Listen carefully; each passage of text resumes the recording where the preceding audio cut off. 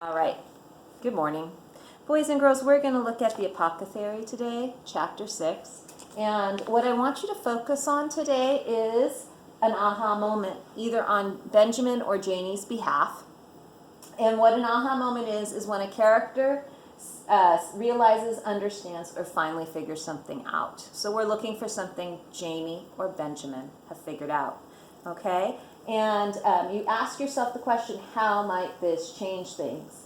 Notice the note strategies are all about pausing and asking yourself a question. So we're looking for an aha moment. This chapter is called His Excellency. I got through the Friday at school by keeping my head down, and I stayed in study hall at noon because I couldn't face the lunchroom. I would have loved to sit with Benjamin, but what if he didn't want to sit with me?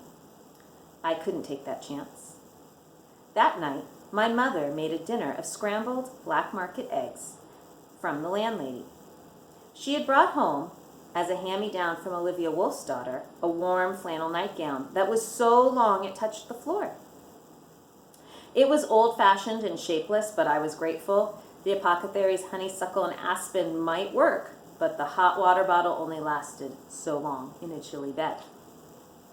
On Saturday afternoon, Benjamin met me on the steps of St. Bendon's with his satchel slung across his chest. I hoped my face didn't show my relief that he'd actually turned up. On the walk to Hyde Park, we talked about school. He laughed when I said the secretary reminded me of a sheep, and I wished I'd been brave enough to sit with him at lunch. It was so easy to talk to him, especially when we were both walking and looking around at the London streets, and I didn't have to stare at him across a lunch tray. In the park, Benjamin chose a table and set up the chessboard swiftly, giving me the white pieces and lining them up without having to think. I always had to think about where they went. I wished I'd let my dad give me some advice. Uh-oh. I'm not very good at this, I said. Terrific, Benjamin said. Then we'll play for money. Seriously, I'm not going to be a match for you. Never mind, Benjamin said.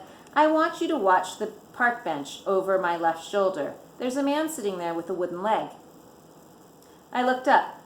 A broad-shouldered man in a gray overcoat was seated facing away from us, reading a newspaper. Beneath the bench, I could see 2 feet in black boots. They looked like ordinary feet. Maybe one was a little smaller than the other. How can you tell? I've been watching him, Benjamin said. Do you know the Russian boy at school, Sergei Shishkin? He sits behind me in Latin, I said. He's nice. That's his father, Leonid Shishkin, who works for the Soviet embassy. He comes here every weekend. Tell me when somebody else sits down. The chess date suddenly seemed less like a date. I felt myself deflate a little. Is this why we're here? I'm helping you spy on him? We're just playing chess. It's your move. I slid a white pawn toward his king, and Benjamin pushed out the black pawn in front of his queen's bishop. I slid out my own bishop, and Benjamin frowned at it. Are you sure about that? Why does it matter if the game is just a cover? Benjamin sighed. You have to make your cover convincing, he said. He moved a knight out. You have to believe in it. For example, Leonid Shishkin is an accountant for the embassy. He acts like an accountant, and he lives like an accountant. Maybe because he is an accountant. But he's an accountant who passes secret messages to people in the park by leaving part of his newspaper on that bench. It's your move. I saw a chance at his king and moved my queen out 2 spaces. Benjamin shook his head. Janie! I'm threatening checkmate. No, you're not. He moved his knight so it blocked the checkmate and could take my queen or my bishop. Oh, I said. I studied the board. I told you I wasn't any good. When English people say that, they don't mean it, Benjamin said. Well, Americans do. What's Shishkin doing? I looked. A man just sat down on his bench, I said, and then I stared. Oh, Benjamin, he took the newspaper. What does he look like? Plump, nice coat. He has a black walking stick. How did you know that would happen?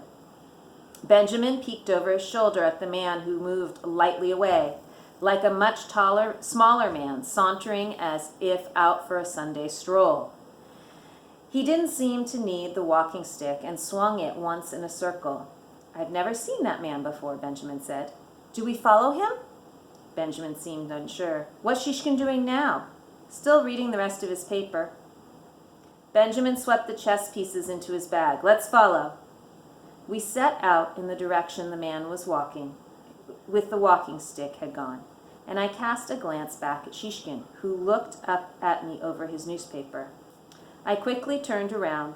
Benjamin was ahead of me, and beyond him, our target was waiting to cross the street. We followed at a distance down side streets to a handsome brick building with white trim. Where the man went inside, a sign over the door said, "Connaught Hotel."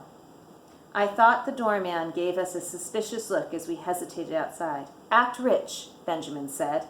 "Pretend we belong." And he strode with a burst of apparent confidence and entitlement toward the hotel door. I followed, having to take a few quick, not-so-confident steps to catch up to him. He nodded curtly to the doorman, who opened the door for us. I tried to think what Sarah Pennington would do: smile at the doorman, flirt, condescend. In my sudden shyness, I stared straight ahead as if the doorman wasn't there, which I knew wasn't right at all. There was a hush in the lobby. Plush carpet absorbed sound. The voices were muted and polite, and there were high notes of clinking glasses from a bar somewhere.